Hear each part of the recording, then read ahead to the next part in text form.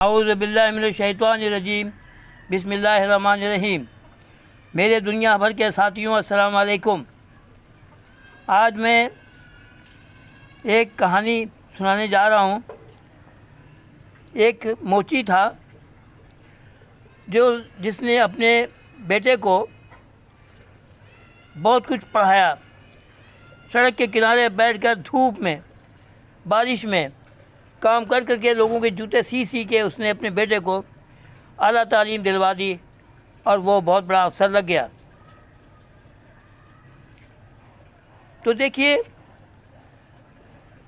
ये हुआ और फिर उसकी शादी कर दी। जब शादी हो गई तो वो एक दिन मोची अपने घर में बैठा था बहू बेटे के साथ। तो बहू ने चाय ला दी। मियाँ जी ये लो चाय पियो, और आप भी पिए। अपने मियाँ को कहा, अपने शौहर को कहा, और ख़ुद भी बैठ गई पीने के लिए। अब मोची जो था पुराने किस्म का इंसान था। उसने क्या किया कि चाय पीना शुरू की तो वो सुलुक सुलुक जो आवाज़ आती है ना चाय पीने की, वो आ रही थी। तो बेटे ने बाप से कहा कि तुम्हें तो चाय पीना भी नहीं आती, कल मेरे अफसर आ रहे हैं, तो ये तो अच्छी आदत नहीं है। वो क्या कहेंगे देख के, मेरी तो बेइज्जती हो जाएगी। तो कल उनको मैं चाय पे बुलाऊंगा, तुम नीचे रहना, मैं उनको ऊपर बिठाऊंगा। मोची खामोश हो गया। कहना ठीक है जी बेटे, जैसे आप कहेंगे वैसे ही होगा, मैं नहीं आऊँगा। जब दूसरे दिन वो उनके जो अफसर थे, हालांकि ये भी अफसर था लेकिन इसके ऊपर एक जो अफसर था वो आ गया, और वो अपने साथ अपने बाप को भी ले आया। तो वो सलाम दुआ के बाद चाय आ गई।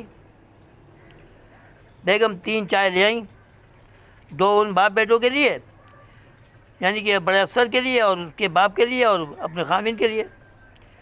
तो कहने लगा बेटा कि देखो अब्बा जी आप, हाँ अपनी बेगम को कहने लगा कि अब्बा जी के लिए चाय नीचे ही दे दो, क्योंकि वो तबीयत ठीक नहीं उनकी। उन्होंने कहा अच्छा जी। बिस्कुट वगैरह भी खूब चलते, खूब खाए। तो जब वो जो आला अफसर था उसके बाप ने जब चाय पी तो उसके मुंह से निकलने लगी, दोनों गालों से चाय निकली। उसने टिश्यू लेके बाप का मुंह साफ़ किया, फिर प्लेट में डाल के उसने चाय दी। तो बाप ने फिर पी, फिर मुंह ख़राब हो गया, कपड़े ख़राब हो गए। उन्होंने कहा कोई बात नहीं है अब्बा जी, आप फिक्र न करें, आप थोड़ी थोड़ी चाय पिए, मैं साफ़ कर दूँगा। वो साफ़ करता रहा। उन्होंने फिर कहा कि अब्बा जी आप ऐसा करें, जूते उतारे और ऊपर पैर करके बैठें। उसने जूते उनके उतारे अपने बाप के खुद, और ऊपर बिठाया, पैर उठा के रखे कि आप ऐसे आराम से बैठें। गौ तकिया भी लगा दिया कि ये पीछे आपके लिए टेक हो जाएगी, आप पिए, चाय पिए, बिस्कुट खाएं। बिस्कुट अपने हाथ से उसको डिबो के खिलाए, बड़ी खिदमत की। तो उसने कहा कि जो बड़ा अफसर था उसने क्या, देखें आज मैं इनके खातिर इतना बड़ा अफसर हूँ। इन्होंने तो रात दिन जिल्दें बनाई किताबों की, कापियों की, और इनके हाथ भी ज़ख्मी हो जाते थे। रात से सुबह हो जाती थी, लेकिन जिल्दें बनाते थे। इन्होंने जिल्दें बना कर मुझे इस काबिल बना दिया कि मैं आज बड़ा अफसर बन गया। ये इनकी मेहरबानी है।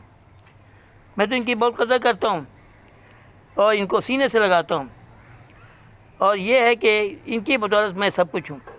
अब वो जो था मोची का बेटा, वो बड़ा शर्मिंदा हुआ कि यार मैं अपने बाप को ऐसा समझता हूँ, ये अपने बाप की बड़ी इज़्ज़त करता है, मैं तो अपने बाप की बेइज्जती कर दी।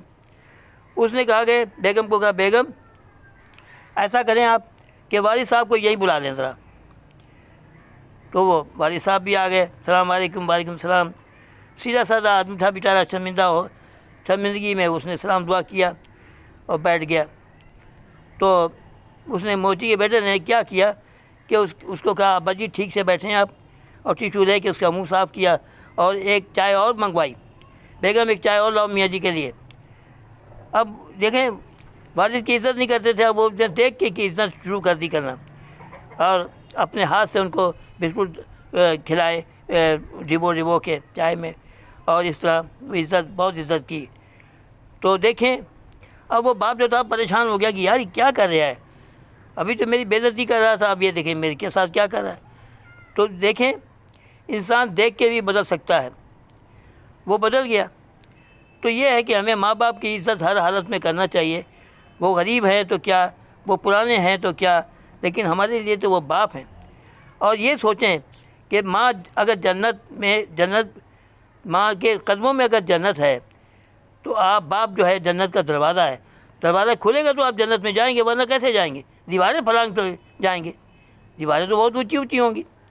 तो ये है कि बाप की पहले इज़्ज़त करो और माँ की भी इज़्ज़त करो, दोनों की इज़्ज़त करो, दोनों से प्यार करो। बाप अगर थोड़ा सा तल्ख़ मिजाज भी है फिर भी इज़्ज़त करो। इज़्ज़त की इतना ही है, अगर पसंद आए तो बेल आइकन पर क्लिक करना, अपने दोस्तों को शेयर करना। खुदा हाफिज़। पाकिस्तान जिंदाबाद।